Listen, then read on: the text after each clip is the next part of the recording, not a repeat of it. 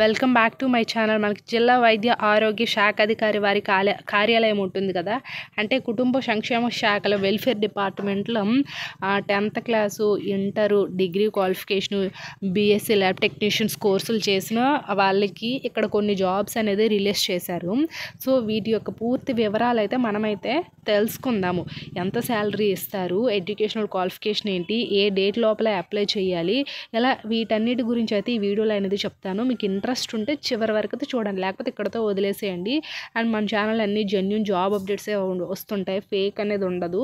So కాబట్టి ఖచ్చితంగా subscribe చేసి షేర్ కూడా చేయండి వాట్సాప్ గ్రూపులో మీ ఫ్రెండ్స్ అండ్ ఫ్యామిలీకి. అండ్ మన టెలిగ్రామ్ వాట్సాప్ ఛానల్ లింక్స్ కూడా ఇస్తాము, అందులో డిఫరెంట్ టైప్స్ ఆఫ్ జాబ్స్ అన్ని కూడా పోస్ట్ చేస్తుంటాము. మీకైతే చాలా యూస్ఫుల్గా అయితే ఉంటుంది.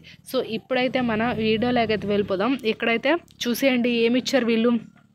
జిల్లా వైద్య మరియు ఆరోగ్య శాఖ అధికారి వారి కార్యాలయం ఏలూరు జిల్లా నుండి అయితే వచ్చింది. సో మనకి హెల్త్ కేర్ డిపార్ట్మెంట్లో ప్రతి జిల్లా కూడా రిలీజ్ చేస్తారు జాబ్స్ అనేది. సో మీకు మీ జిల్లా పేరు, మీ విలేజ్ నేమ్ అనేది కింద కామెంట్ సెక్షన్లో కామెంట్ అనేది చేయండి. సో నెక్స్ట్ వీడియో అనేది చేస్తాను. మీ యొక్క డిస్ట్రిక్ట్లో ఉండే హాస్పిటల్స్లో ఉండే జాబ్స్ ఏమైనా ఉంటే ఖచ్చితంగా వీడియోస్ అనేది చేస్తాము. మన ఛానల్ నుంచి వస్తుంది కాబట్టి కామెంట్ చేయండి మీ యొక్క జిల్లా name and village name. So అదొకటి.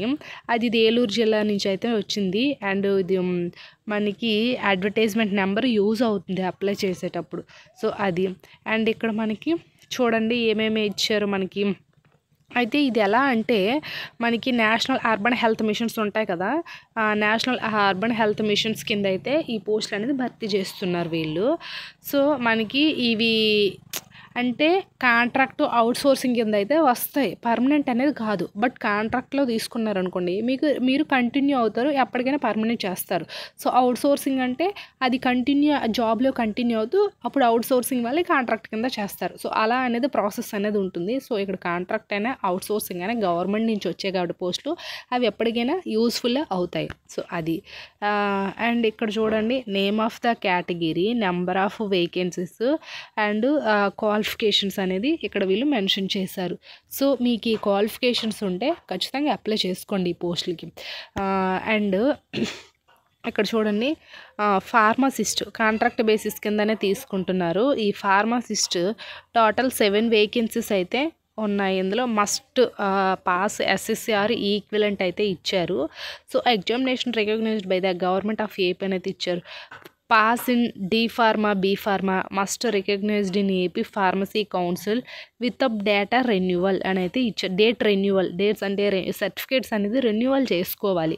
సో అట్లా అంటే వీళ్ళు ఇచ్చిన డేట్కి మీ సర్టిఫికేట్స్ అనేది రెన్యువల్ అయితే ఉండాలి. So minimum 10th pass with B pharma కానీ డి ఫార్మా కానీ చేసి ఉండాలి. అండ్ ఆ సర్టిఫికేట్స్ కూడా వీళ్ళు ఇచ్చిన టైంకి ఏపీ కౌన్సిలర్ ఇది ఉంటుంది కదా మనకి ఫార్మసీ కౌన్సిల్లో మీవి రిజిస్ట్రేషన్స్ అనేది రెన్యువల్ అనేది చేసి ఉండాలి.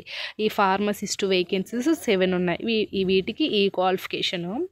అండ్ ఇంకా వచ్చేసరికి ఏంటంటే ల్యాబ్ టెక్నీషియన్స్, ఇవి కూడా కాంట్రాక్ట్ బేసిసే. 1 వేకెన్సీ అయితే ఉంది. సో ఇక్కడ చూడండి must pass DMLT or BSMLT if intermediate in vocational with 1 year apprenticeship in government hospitals must be registered in APBMB with date of renewal అని అయితే ఇచ్చారు.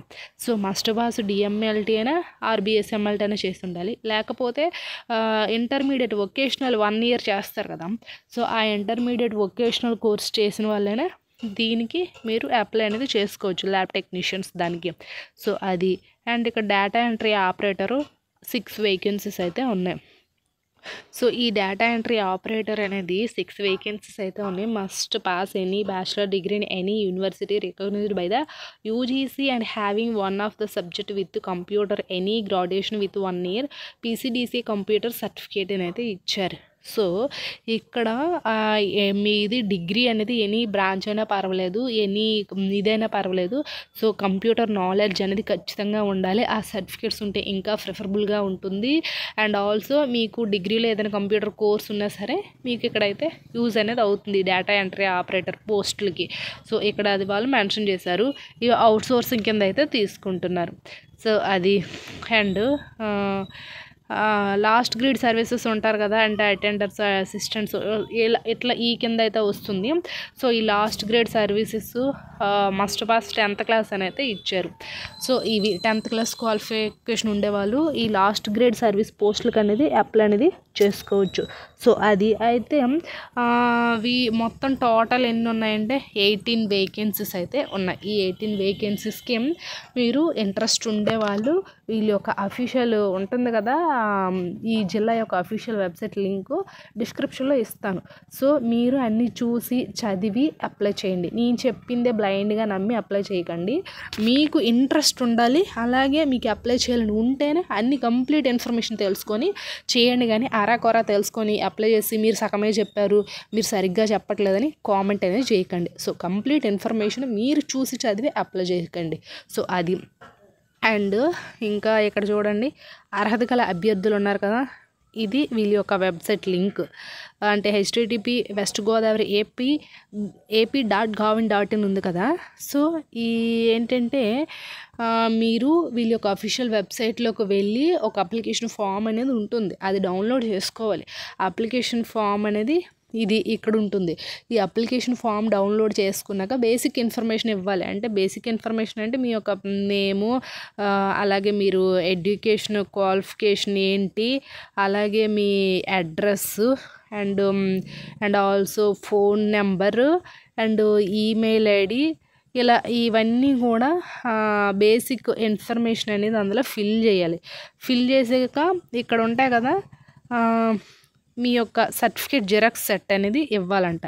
సో 300 అనేది డ్రాఫ్ట్ అంటే డీడీ అనేది తీయాలి. స్టేట్ బ్యాంక్లోనే సరే ఎక్కడైనా సరే డీడీ అనేది తీసి మీ యొక్క సర్టిఫికేట్ జిరాక్సెస్ అండ్ వీళ్ళు ఇచ్చిన ఈ వెబ్సైట్లో ఇచ్చిన application form, certificate xerox with 300 DD తీసిన ఆ రిసిప్ట్, ఇవన్నీ కూడా వీళ్ళకి ఎప్పుడు డేట్ ఇచ్చారు లాస్ట్ డేట్ అనేది ఆ డేట్ లోపల మీరు అనేది వీళ్ళకి సెండ్ చేయాలి అప్లికేషన్ ఫామ్ అనేది.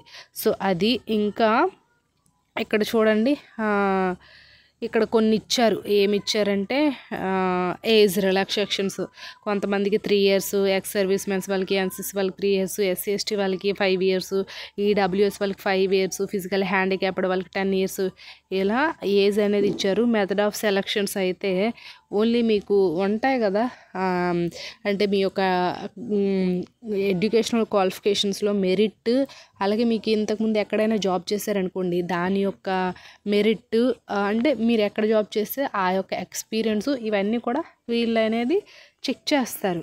సో మీకు ఎలా వచ్చు ఏంటనేది వర్క్ ఎక్స్పీరియన్స్ ఒక స్కిల్ టెస్ట్ లాగా పెడతారు.